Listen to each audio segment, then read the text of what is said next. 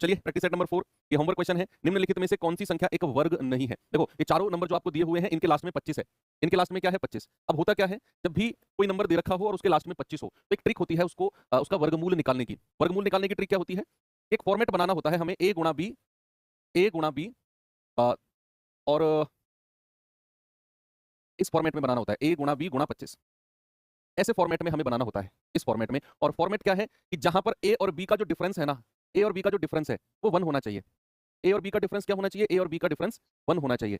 तो आप जरा मुझे बताएंगे बच्चे कि ऐसी कोई संख्या बन रही है क्या कि लास्ट के 2 डिजिट तो 25 को तो अलग कर दो, हमें इन 2 डिजिट से मतलब है 56, 72, 36 और 90। 56, 72, 36 और 90, जहां भी ये फॉर्मेट बन रहा होगा वो संख्या एक परफेक्ट स्क्वायर होगी। जहां ये फॉर्मेट नहीं बन रहा होगा वो संख्या परफेक्ट स्क्वायर नहीं होगी। ये फॉर्मेट देख लो बस। तो सबके लास्ट में तो 25 है। क्या 56 को आप लिख सकते हो 7 8 56, 8 और 7 का डिफरेंस 1, ये संख्या एक परफेक्ट स्क्वायर है। क्या 72 को आप लिख सकते हो 8 9 72, 9 और 8 का डिफरेंस भी 1 है। क्या 90 को आप लिख सकते हो 9 धाम 90, 10 और 9 का डिफरेंस भी 1 है। लेकिन 36 को हम ऐसी दो संख्या में नहीं तोड़ सकते जिनका डिफरेंस 1 हो। 4 नाम 36 होता है लेकिन 4 और 9 का डिफरेंस 1 नहीं है। तो आपसे वही पूछा है कौन सी संख्या वर्ग नहीं है। आपका आ जाएगा ऑप्शन नंबर सी। आपका वर्गमूल निकालने की जरूरत नहीं है, ये फॉर्मेट तैयार कर लो, आपका आंसर आ जाएगा। चलिए आज का प्रैक्टिस सेट और पहला क्वेश्चन आपके सामने बिल्कुल गर्मा गर्म यूपीएससी का पूछा गया लेटेस्ट क्वेश्चन है। जल्दी से जवाब बताएंगे बच्चे, 20 सवाल और आपका स्कोर लास्ट में देखा जाएगा। 55 मजदूर की एक टीम 36 दिन में एक पुल बना सकती है, तो 10 मजदूर को पुल बनाने में कितना समय लगेगा? ये यूपीएससी में पूछा गया सवाल है। फॉर्मूला कौन सा लगेगा? m1d1 बराबर m2d2। m1d1 बराबर m2d2। तो 55 मजदूर हैं, 36 दिन में बना सकते हैं। 10 मजदूर कितने दिन में बनाएंगे? 5 दूनी 10, 5 से जाएगा 11, 2 से जाएगा 18, और 18 की 11 में गुणा करेंगे कितना आएगा? 198। कितना आ जाएगा बच्चा? 198। That is option number C, बिल्कुल सही है। ये सवाल देखिए। सवाल है एक आदमी ने 80,000 में एक घोड़ा और एक गाड़ी खरीदी। घोड़ा और गाड़ी दोनों मिलाकर 80,000 में खरीदी। घोड़े को 10% लाभ और गाड़ी को 5% हानि पर बेच दिया। पूरे लेन देन में 1% का लाभ हुआ, तो घोड़े की लागत मूल्य क्या है? देखो ये मैंने रामायण सीरीज में भी आपको क्लास कराई है और क्लास में भी मैं अक्सर पढ़ाता हूं कि जब भी किसी क्वेश्चन में कॉस्ट प्राइस का या तो अनुपात दिया हो क्रय मूल्य का, या क्रय मूल्य टोटल दोनों वस्तुओं का मिलाकर दिया हो जो कि इसमें दिया हुआ है, या फिर अलग अलग दिया हो, और दूसरी बात कि उस सवाल में विक्रय मूल्य का कोई जिक्र ना हो, जैसे विक्रय मूल्य बराबर है, विक्रय मूल्य 3 गुना है, इस तरह की बात का जिक्र ना हो, तो हम सवाल में एलिगेशन मेथड यूज करेंगे। सवाल ने क्या बोला? दोनों वस्तुओं को मिलाकर 80,000 में खरीदा, घोड़ा और गाड़ी को। अब कह रहा है कि घोड़े को 10% लाभ पर, गाड़ी को 5% हानि पर बेच दिया, पूरे लेन देन में 1% का लाभ हुआ। एलिगेशन लगा दो और आपका जवाब आपके सामने होगा। भैया हॉर्स एंड कैरेज, हॉर्स को 10% प्रॉफिट, प्रॉफिट को प्लस में रखना है, और गाड़ी को 5% हानि तो माइनस में रखना है, और ओवरऑल प्रॉफिट हुआ है 1% का तो प्लस में रखना है। नीचे का रेशियो बना दो, 10 में से 1 गया 9, और 1 में से 5 जाएगा वो भी माइनस का, तो माइनस माइनस प्लस, ये हो जाएगा 5 और 1 6, ये आएगा 3 दूनी 6, 3 तिया 9। बच्चे नीचे जो अनुपात बनेगा ना वो क्रय मूल्य यानी कि कॉस्ट प्राइस का बनता है। जब भी हम एलिगेशन मेथड प्रॉफिट परसेंट और लॉस परसेंट पर लगाते हैं तो नीचे का रेशियो ऑलवेज कॉस्ट प्राइस क्रय मूल्य का बनता है। तो यहाँ बड़े में से छोटा घटाया, 1 में से घटाया माइनस का 5, तो माइनस और माइनस प्लस हो गया, तो 1 और 5 6 हो गया, और 10 में से 1 गया 9, रेशियो आ गया 2 और 3 का। क्रय मूल्य कितना है? 80,000। तो हम कहेंगे 3 और 2 5, 5 यूनिट की वैल्यू कितनी है? 80,000। तो 1 यूनिट की वैल्यू कितनी आएगी? 16,000। तो आपसे क्या पूछ रहा है? घोड़े की लागत मूल्य। वो तो 2 यूनिट है, तो 2 गुणा 16,000। कितना जवाब आएगा बच्चा? 32,000 का घोड़ा है। आपका जवाब है ऑप्शन नंबर ए, बिल्कुल सही है सभी का। अगर दो व्यक्तियों की आयु का अनुपात 9:5 है, 6 साल के बाद उनका रेशियो 3:2 हो जाएगा, तो बताइए उनकी वर्तमान आयु क्या होगी? ये तो बड़ा सिंपल हो गया, बहुत सिंपल हो गया कि भैया दो व्यक्तियों की आयु का रेशियो वर्तमान में कितना है? 9:5, और हमसे पूछा भी वर्तमान आयु दोनों की अलग अलग है, और यूपीएससी का लेटेस्ट क्वेश्चन है। जब हमें अनुपात दिया हुआ है और हमसे आयु भी अलग अलग पूछ रहा है, तो क्या हमारा जो ऑप्शन होगा वो ऑप्शन 9 और 5 के रेशियो में होना चाहिए, जो सही ऑप्शन है। और हमें सही ऑप्शन नहीं ढूंढना, हमें उन 3 गलत ऑप्शन को हटाना है जिनमें अनुपात 9:5 का नहीं होगा। उस गलत ऑप्शन को हमें उठा के अलग करना है। तो क्या 12 और 8 का अनुपात कभी 9:5 हो सकता है? करके देखो अपनी कॉपी में, ये 9 से कटेगा ही नहीं। क्या 10 8 का हो सकता है? नहीं। क्या 14 9 का हो सकता है? कभी नहीं। ये 14 हमारा 9 से कटेगा ही नहीं। 3 ऑप्शन आपने हटाए, मुश्किल से मुश्किल 5 सेकंड का क्वेश्चन था ये, और आपका जवाब ऑप्शन सी आ जाता। फिर भी आप इसे क्रॉस मेथड से करना चाहते हैं तो कर लो। भाई वर्तमान रेशियो 9:5 का है, 6 साल के बाद कितना हो जाएगा? 3:2। तो वर्तमान और 6 साल में कितना डिफरेंस होता है? भाई वर्तमान और 6 साल बाद का डिफरेंस 6 साल ही होगा सर। दोनों तरफ 6 6 लिख दो। आप कहेंगे 9 दूनी 18, 5 तिया 15, डिफरेंस कितना आ गया? 3 का। 6 तिया 18 और 6 दूनी 12, डिफरेंस कितना आ गया? 6 का। ऊपर का डिफरेंस नीचे के डिफरेंस के बराबर कर दो। 1 यूनिट की वैल्यू आएगी 3 दूनी 6, तो भैया 9 यूनिट की वैल्यू 9 दूनी 18, और 5 यूनिट की वैल्यू 5 दूनी 10, तो भैया उनकी वर्तमान आयु 18 10, यानी कि ऑप्शन नंबर सी हमारा बिल्कुल सही है। आगे बढ़ूं। पाइप एक्स टंकी को 9 घंटे में भर सकता है और पाइप वाई इसे 21 घंटे में भर सकता है। यदि उन्हें एकांतर बारी बारी से एक एक घंटे के लिए खोला गया और पाइप एक्स को पहले खोला जाता है, तो टंकी कितने घंटे में भर जाएगी? अल्टरनेट डेज का ये क्वेश्चन है, अल्टरनेट डेज का। बताइए क्या जवाब होगा आपका? भैया पाइप एक्स 9 घंटे में भर सकता है, पाइप वाई 21 घंटे में भर सकता है। कोई बताएगा 9 और 21 का एलसीएम क्या होता है? What is the LCM of 9 and 21? आप कहेंगे हाँ जी सर, 9 और 21 का एलसीएम होता है 63। भाई 21 या 63, 9 7 63। अब ये अल्टरनेट का क्वेश्चन है। सवाल कहता है कि उन्हें एक एक घंटे के लिए खोला गया और पहले खोला गया है पाइप एक्स को, तो कहानी की शुरुआत किससे होगी? एक्स से। तो भैया पहले एक्स ने 1 घंटे काम किया, कितना काम कर दिया? जितनी उसकी क्षमता है। फिर वाई आया, उसने 1 घंटे काम किया, कितनी y की क्षमता है, फिर x आएगा, फिर y, फिर x, फिर y, तो हम कहेंगे एक साइकिल जो बनेगी वो 2 घंटे की बनेगी। एक साइकिल कितने की बनी? 2 घंटे की, और काम कितना हो गया? 10 यूनिट। यानी कि बच्चे हम कहेंगे कि हर 2 घंटे में, मैंने क्या बोला? हर 2 घंटे में 10 यूनिट काम होता चला जाएगा। अब आप इस 10 की गुणा करते करते 63 के पास जाओ, तो हम कहेंगे 10 छिक्के 60, तो इधर भी 6 से गुणा कर दो, तो 12 घंटे में कितना काम हो गया? 60। 12 घंटे में कितना काम हो गया? 60। हमें 63 करवाना है, यानी कि 12 घंटे से तो ज्यादा लगेंगे। हमारी जो एक नजर है ना, वो ऑप्शन पे भी रहनी चाहिए जब भी आप सवाल कर रहे हो। मैं बार बार इस बात को बोलता हूं क्योंकि बहुत आसान आपकी चीजें कई बार हो जाती हैं। देखो 12 घंटे में कितना काम हुआ? 60। हमें कितना कराना है? 63। लेकिन हमें पता है कि 12 घंटे में तो 60 ही हुआ, अभी 12 घंटे से ज्यादा समय लगेगा। तो 12 घंटे से ज्यादा 3 ऑप्शन तो ऐसे ही हट गए, एक ही ऑप्शन बचा, आपको सॉल्व भी नहीं करना। इस कदर आपके क्वेश्चन कई बार आसान आपके लिए बन सकते हैं। लेकिन फिर भी अगर आप करना चाहो तो ये देखो, 63 करवाना है, 60 हो चुका है, तो कितना काम और कराना है? अभी 3। अब काम करने कौन आएगा? जिसने काम की शुरुआत करी x ने, तो उसकी क्षमता कितनी है? 7। लेकिन हमें तो 3 करवाना है, यानी कि कम काम करवाना है, तो जितना काम करवाना है वो ऊपर रखो और x की क्षमता को नीचे। तो आपका जवाब कितना आ जाएगा? जोड़ दीजिए, 12 + 3/7 कहो या 12 सही 3/7 कहो, और 60 और 3 पूरा 63 काम हो गया। आपका जवाब है ऑप्शन नंबर बी। लेकिन मैं कहूंगा थोड़ा सा स्मार्ट अप्रोच लगाओ, इतना करने की जरूरत है नहीं। चले नेक्स्ट, ये सवाल करिए, 5x + 3y upon 5x - 3y बराबर 7/3, तो x y का रेशियो बताइए क्या होगा?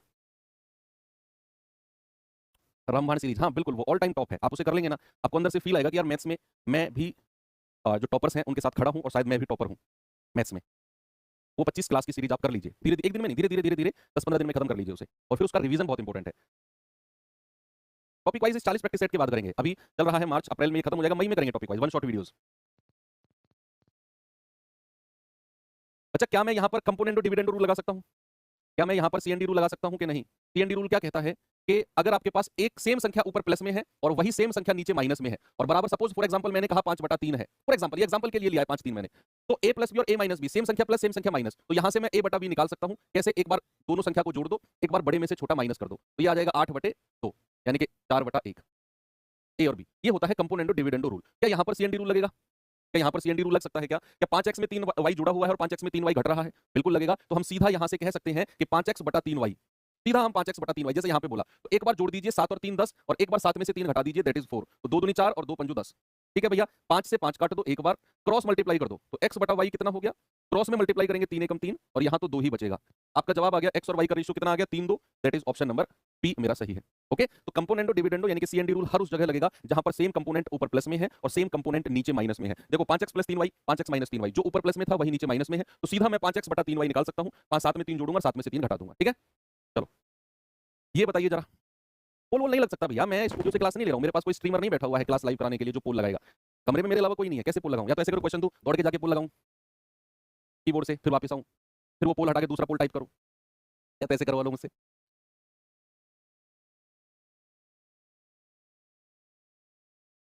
ये बताइए जरा, बहुत सारे लोग इसमें सिंपल दिमाग लगाएंगे। सिंपल दिमाग का मतलब है 525 में 175 जोड़ेंगे, उसका स्क्वायर करेंगे, 525 में से 175 घटाएंगे, उसका स्क्वायर करेंगे, फिर इसमें से ये घटाएंगे, नीचे मल्टीप्लाई मल्टीप्लाई पता नहीं क्या क्या करेंगे। ये होता है सिंपल दिमाग। अब आता है मिनटॉस दिमाग। मिनटॉस दिमाग क्या लगाओगे आप? यहाँ देखोगे यार, ये किसी ना किसी का फॉर्मूला जरूर बन रहा है। क्या आप a + b का होल स्क्वायर जानते हैं क्या होता है? a² + b² + 2ab। क्या आप a - b का होल स्क्वायर भी जानते हैं क्या होता है? a² + b² - 2ab। तो अगर a + b का होल स्क्वायर में a - b का होल स्क्वायर जोड़ते हो, प्लस करते हो, तो आपको मिलता है 2 ब्रैकेट में a² + b²। किसी को प्रूफ करना होना तो इसका फॉर्मूला लिखना, इसका फॉर्मूला लिखना, काटापीटी करना, आपको यही मिलेगा। एक फॉर्मूला होता है कि अगर a + b के होल स्क्वायर में से माइनस किया जाता है a - b का होल स्क्वायर, तो आपको मिलता है 4ab। किसी को प्रूफ करना हो तो लिखकर काटापीटी करना, आपको यही मिलेगा। अब इन दोनों में से कौन सा फॉर्मूला हम लगा सकते हैं? आप देखो, 525 + 175 का स्क्वायर यानी कि a + b का स्क्वायर, माइनस 525 - 175 का स्क्वायर यानी कि a - b का स्क्वायर, और बटे क्या है? ab। तो क्या मैं इसको a और इसको b मान लूं? तो मुझे क्या मिल रहा है? a + b का स्क्वायर माइनस a - b का स्क्वायर। तो कौन सा फॉर्मूला लगेगा? ये सेकंड वाला। तो क्या आ जाएगा? ऊपर क्या आ जाएगा? 4ab, और नीचे इसको a और इसको b माना है, तो ab से ab गया, आंसर आ गया 4। मिनटॉस तरीका। ओके, अच्छा सवाल है, स्क्रीनशॉट ले सकते हैं आप इसका। आगे बढ़ूं, नेक्स्ट। एक रेलगाड़ी जिसकी लंबाई 120 मीटर है, एक आदमी को जो उसी दिशा में कौन सी में? रेलगाड़ी जिधर चल रही है उसी रेलगाड़ी जिधर दौड़ रही है उसी दिशा में आदमी भी चल रहा है, 6 किलोमीटर प्रति घंटे की गति से दौड़ रहा है, तो 6 सेकंड में उस व्यक्ति को रेलगाड़ी पार करती है। तो रेलगाड़ी की रफ्तार बताइए। क्या कोई भी ट्रेन किसी व्यक्ति को अगर पार कर रही है, चाहे व्यक्ति खड़ा है चाहे व्यक्ति दौड़ रहा है, कोई रेलगाड़ी अगर किसी व्यक्ति को पार करती है तो क्या वो अपनी खुद की लंबाई को पार करती है? बताइए। सर धुरंधर देखनी है बेटा, ये मूवीज के काम जो होते हैं ना देखने के, या तो बिल्कुल जो निठल्ले होते हैं ना, बेरोजगार, जिन्हें कुछ काम नहीं है, उनके काम होते हैं मूवी देखने के, या फिर जिनके पास सब कुछ अवेलेबल है उनकी नीड के अकॉर्डिंग, जिन्हें अब फ्यूचर में बिल्कुल कांस्टेंट चलना है, उनके लिए है। आप जैसे लोगों के लिए मूवीज हॉल थिएटर ये बने ही नहीं है। आप लोग ये जो होते हैं एंटरटेनमेंट के पर्पस होते हैं, आप लोगों के लिए एंटरटेनमेंट बना ही नहीं है जब तक आप कलेक्ट नहीं हो जाते हो। मान लो अगर माइंड फ्रेश करने के लिए आपने कोई 2 घंटे की 3 घंटे की मूवी देख भी ली ना, तो लोगों का नजरिया पता है क्या होगा? लोगों का नजरिया देखो, घर वालों को बेवकूफ बना रहा है पढ़ने का, देखो हम मूवी देखता फिर रहा है, पढ़ लिया ये तो, लग लिया ये तो। और मान लो वही मूवी अगर आप सेलेक्ट होने के बाद देखोगे तो लोगों का नजरिया क्या होगा? अरे वाह यार, लड़के का स्टैंडर्ड बढ़ गया, देखो कमा रहा है और एंजॉय कर रहा है जीवन को, यार लाइफ हो तो ऐसी हो। सेम सिचुएशन को लोग दो तरीके से देखेंगे। तो आपकी सिचुएशन अभी पहले वाली है, तो मूवी वगैरह आप लोगों के लिए नहीं बनी है। प्लीज ये डिस्क्लेमर है, आराम से बैठ के चुपचाप पढ़ लो। और रेलगाड़ी जिसकी लंबाई 120 मीटर है, जब व्यक्ति को पार करेगी तो अपनी खुद की लंबाई को पार करेगी। तो रेलगाड़ी लंबाई कितनी है? 120 मीटर। और रेलगाड़ी की चाल हमें नहीं पता, उसको आर मान लो। अब इधर सेम डायरेक्शन में व्यक्ति भी दौड़ रहा है 6 किलोमीटर पर आवर की चाल से, और उसे 6 सेकंड में रेलगाड़ी ने पार कर दिया। तो क्या डीएसटी का रूल लगा सकते हो यहाँ पर? Distance equals to speed into time, दूरी बराबर चाल गुना समय। दूरी 120 मीटर है, सेम डायरेक्शन में रिलेटिव स्पीड माइनस होती है, और चूंकि ये किलोमीटर पर आवर में ही हम लेके चल रहे हैं, तो भैया मीटर पर सेकंड के लिए 5/18 से गुणा कर दो, और समय कितना है? 6 सेकंड है। तो बता दो जल्दी से, 6 पंजू 30 होता है और 3 चौकू 12, 4 बार कटेगा। 18 की 4 में गुणा करेंगे तो r - 6 इक्वल टू 18 चौक 72, और 6 उधर जाकर जुड़ जाएगा, तो r इक्वल टू कितना हो जाएगा? 78। आपका जवाब है 78 kilometre per hour, option number D बिल्कुल सही है। चलिए थोड़ा सा ग्राफ देखते हैं। वर्ष 2010 में एक कंपनी के कुल खर्चे को विभिन्न खर्च शीर्षों के अंतर्गत वर्गीकृत किया गया था तथा उनके प्रतिशत वितरण नीचे दिए गए दंड आरेख में दर्शाए गए हैं। ठीक है भैया, कि एक कंपनी का खर्चा है, अलग अलग जगह पर होता है कि भैया आधारभूत पर इतना, परिवहन पर इतना, विज्ञान पर इतना, टैक्स इतना, अनुसंधान और विकास इतना, वेतन सैलरी पर इतना, उधार और ब्याज पर 17.5, और ये सब किसमें दिया हुआ है? परसेंटेज में दिया हुआ है। अब क्वेश्चन क्या है आपके सामने? सवाल है ये, सवाल है कंपनी के खर्च की कुल राशि यानी कि टोटल को आपने जोड़ना है। कुल राशि अनुसंधान एवं विकास पर खर्च का कितना गुना है? तो अनुसंधान और विकास कितना है? 5। तो सबसे पहले क्या करो, कुल राशि निकालो टोटल जोड़कर, और अनुसंधान यानी कि 5 यूनिट का कितना मल्टीपल है ये आपको बताना है। आप सबको जोड़ेंगे, पहले डेसिमल वालों को अलग जोड़ लो। 12.5 और 17.5 कितना होता है? 30। 30 ये हो गया, 20 और 10 30 ये हो गया, 60। 15 60 और 20 80, 80 और 15 नहीं, एक सेकंड, 12.5 17.5 30, 30 20 50 10 60, 60 और 20 80, 15 और 5 20, 100 हो गया ये तो भाई, 100 हो गया ना। तो टोटल कितना हो गया? 100। अब आपसे कहता है कि जो ये टोटल खर्चा है ना, ये अनुसंधान और विकास यानी कि 5 यूनिट का कितना गुना है? तो अनुसंधान और विकास पर कितना खर्चा है? 5। तो 5 को मैं कितने से गुणा करूं कि मुझे 100 मिल जाए? 5 को मैं कितने से गुणा करूं कि मुझे 100 मिल जाए? सर 20 से गुणा करोगे, 20 पंजे 100 यानी कि 20 गुना है। कितने गुना है बच्चा? 20 गुना है। 5 का 20 गुना है टोटल खर्चा। बहुत सिंपल था। यदि ये घनाभ की कुल पृष्ठ क्षेत्रफल 108 मीटर स्क्वायर है, तो घनाभ की ऊंचाई ज्ञात करो जिसकी लंबाई 6 मीटर और चौड़ाई 3 मीटर है। हमने एक दिन एक प्रैक्टिस सेट में शंकु के फॉर्मूले पढ़े, एक में हमने बेलन के पढ़े, आज हम घनाभ के फॉर्मूले में आपको लिखवाने वाला हूं, तो तैयार हो जाओ। इस क्वेश्चन को लाने का मकसद मेरा एक ही था, आपको फॉर्मूले रिवाइज कराना। ये होता है घनाभ, इसकी लंबाई होती है, चौड़ाई होती है, ऊंचाई होती है। ठीक है भाई, इसका जो आयतन होता है वो होता है लंबाई गुणा चौड़ाई गुणा ऊंचाई। इसका जो कर्व्ड सरफेस एरिया, वक्र पृष्ठ क्षेत्रफल, या फिर जिसको 4 दीवारों का क्षेत्रफल भी कहते हैं, वो होता है 2l + b * h।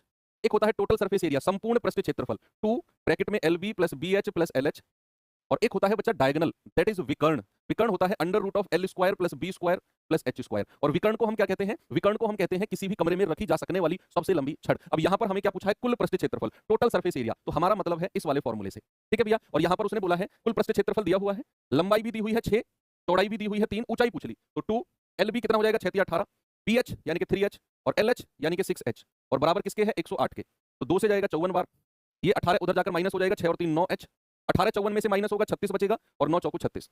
ऊंचाई कितनी आ गई बच्चा? ऊंचाई आ गई 4 metre, that is option number B. क्या सभी का आ गया? तैयार है? स्क्रीनशॉट ले लो, ये फॉर्मूले थोड़े से रिवीजन में काम आ जाएंगे। दो संख्याओं का योग 76 है, बड़ी संख्या का 3 गुना छोटी संख्या के 4 गुने से 46 अधिक है, दोनों संख्या ज्ञात करो। ऑप्शन से कर सकते हो। हाँ भाई, ऐसे क्या देख रहे हो यार, सवाल कर लो भाई साहब। तुम्हें लग रहा है मजाक कर रहा हूँ, दिख नहीं रहे हो तुम मुझे, है ना? पकड़ूंगा बेटा एक दिन जरूर। दो संख्याओं का योग 76 है, बड़ी संख्या का 3 गुना छोटी के 4 गुने से 46 अधिक है, दोनों संख्या ज्ञात करो।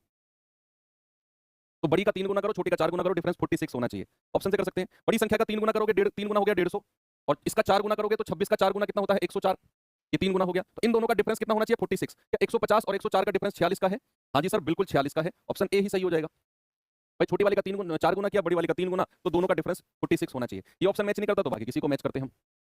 आप ऑप्शन से समीकरण बनाकर जाओगे बिना ऑप्शन के, तो दो संख्याओं का योग आप कहोगे a + b 76। तो बड़ी संख्या को a मान लो, छोटी संख्या को b मान लो। कितना है? बड़ी संख्या का 3 गुना छोटी संख्या के 4 गुने से 46 ज्यादा है, तो प्लस का 46। अब इसको सॉल्व कर लो भैया, ये दो समीकरण सॉल्व कर लेना, आपका जवाब आपको मिल जाएगा।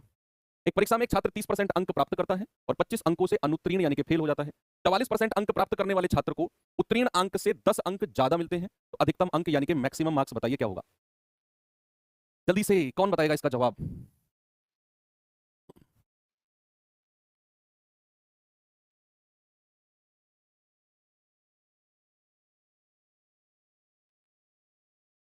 30% अंक लाया, 25 अंकों से फेल हो गया। एक तरफ लिखो परसेंट केवल, और एक तरफ लिखो कितने अंकों से फेल या पास हुआ है। तो 25 अंकों से फेल हुआ है तो माइनस का 25, और दूसरा 44% अंक लाया और पासिंग अंक से 10 अंक ज्यादा ले आया तो प्लस का 10।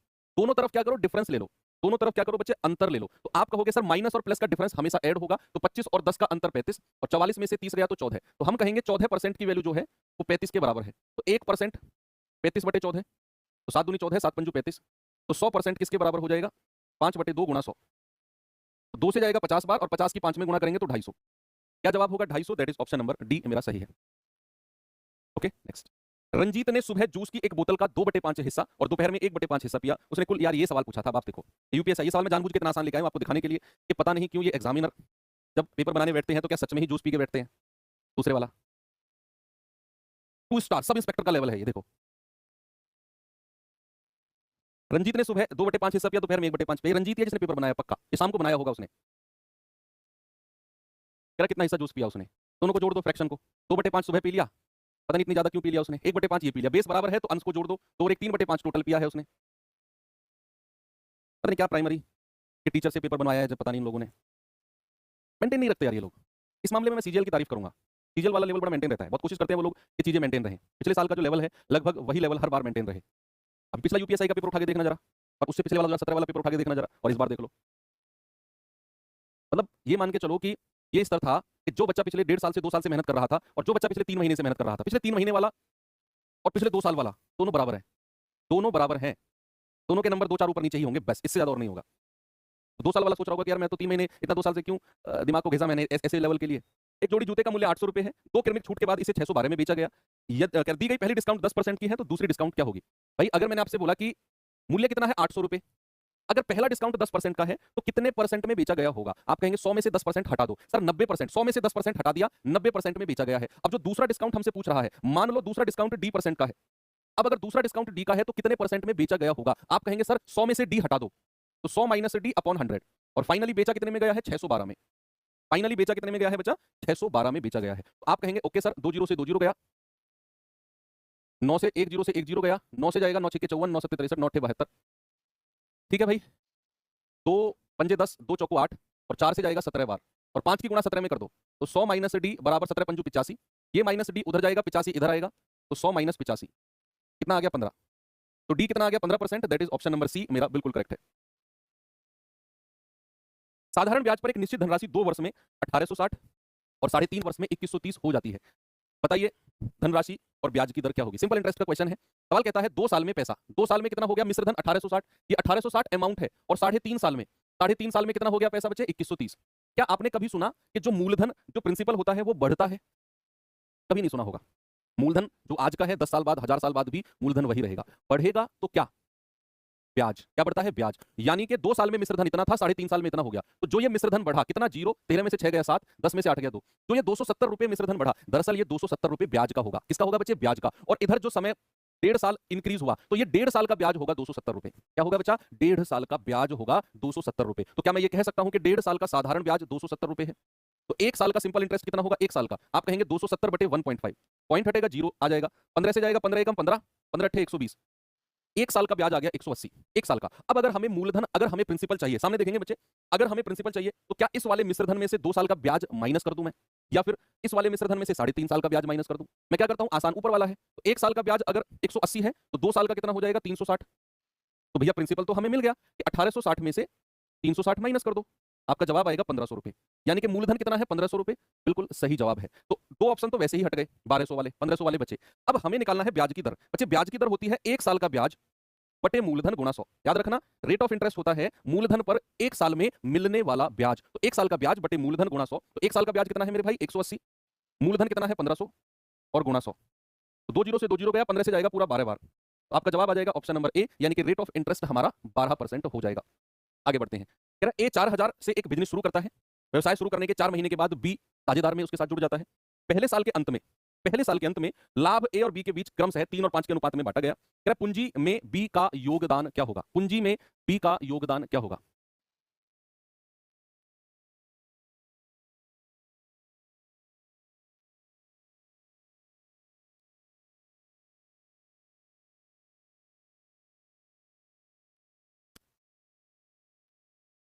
बताइए भाई, ए ने बिजनेस शुरू किया है कितने रुपए के साथ? 4,000 रुपए के साथ।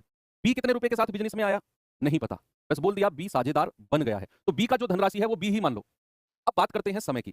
अगर ए ने बिजनेस शुरू किया उस टाइम बी उसके साथ नहीं था, तो भैया पहली साल के अंत में, यानी कि हम कहेंगे कि बिजनेस जो चला है वो पूरा 12 महीने चला है। तो बिजनेस चला है पूरा वो 12 महीने चला है। तो समय की अगर मैं बात करता हूं तो ए का समय 12 महीने, बी का समय कितना है? देखो बी जो है वो 4 महीने के बाद आया, 4 महीने तक बी उस बिजनेस में नहीं था, तो बी अगर 4 महीने बाद आया तो 12 में से 4 माइनस कर दो, बी का समय 8 महीने है। अगर मैं प्रॉफिट की बात करूंगा तो प्रॉफिट का रेशियो कितना है? 3-5 का रेशियो है। आप इन दोनों को गुणा करो, इन दोनों को गुणा करो, 3-5 के रेशियो में बना दो, तो 12 चौक 48,000 बटे 8 बी बराबर 3 बटे 5। 8 से जाएगा 8 6 48, 6,000, 3 से जाएगा 2,000 बार, और क्रॉस मल्टीप्लाई करेंगे तो बी कितना हो गया? 2 पंजे 10,000, कितना हो गया? 10,000। तो बी का कितना हिस्सा है जो उसमें लगा? 10,000। ओके, आगे बढ़ो। दो संख्याओं का HCF 18, योगफल 90, ऐसे कितने जोड़े संभव हैं? How many possible pairs? आप मुझे बताइए, अगर संख्या का HCF दिया हुआ है तो क्या मैं संख्या का रेशियो ए बी मान सकता हूं, जहां पर ए और बी क्या है? सह अभाज्य। सह अभाज्य इंग्लिश में क्या बोलते हैं? को प्राइम। कोई बताएगा मुझे सह अभाज्य क्या होता है? मैंने आपसे क्या बोला? दो संख्याओं का रेशियो ए बी मान लो जहां पर ए और बी सह अभाज्य यानी कि को प्राइम है। को प्राइम क्या होता है? जहां से कुछ भी कॉमन नहीं आए या फिर जिनका HCF 1 हो, कोई सा भी तरीके से आप समझ सकते हो। तो भैया HCF 18 है, तो ओरिजिनल संख्या हो जाएगी पहले वाली 18A और दूसरे वाली हो जाएगी 18B। ओरिजिनल संख्या भी आ गई। कह रहा योगफल 90 है, अगर मैं इनको जोड़ता हूं तो 18 तो कॉमन आ गया और ब्रैकेट में a प्लस बी आ गया बराबर 90, तो 18 पंजू 90, यानी कि बच्चा a प्लस बी कितना आ गया? 5। अब आप मुझे बताइए a प्लस बी अगर 5 है तो कितनी ऐसी वैल्यूज पॉसिबल हैं जिनको जोड़ने पर हमें 5 मिलता हो? क्या मैं 1 से शुरू कर सकता हूं? 1 और 4, भाई 1 प्लस 4 मिलकर भी 5 होता है, होता है कि नहीं? क्या 2 और 3 मिलकर भी 5 होता है? 1 से शुरू किया, 1 और 4, 1 के बाद 2 आता है, 2 और 3 मिलकर भी 5, फिर 2 के बाद आता है 3, तो 3 और 2 मिलकर भी 5 होता है। लेकिन ये 3 और 2 पहले रिपीट हो चुका है, यानी कि पहले हम ले चुके हैं 3 और 2 की पेयर को, तो दोबारा हम नहीं लेंगे और आगे कोई पॉसिबिलिटी हम रखेंगे नहीं, क्योंकि सारी रिपीट होनी शुरू हो जाएंगी फिर। तो ऐसे अब आप देखो इन दोनों में क्या 1 और 4 को प्राइम है, सह अभाज्य होनी चाहिए? हाँ जी सर है। क्या 2 और 3 सह अभाज्य? हाँ जी है। तो ऐसी 2 पेयर पॉसिबल हो जाएंगी। कितनी पेयर पॉसिबल हो जाएंगी बच्चा? ऐसी 2 पेयर पॉसिबल हो जाएंगी। ऑप्शन नंबर ए हमारा सही है, 2 पेयर्स आर पॉसिबल। इस पे आ जाइए, इसका जवाब बताएंगे जरा।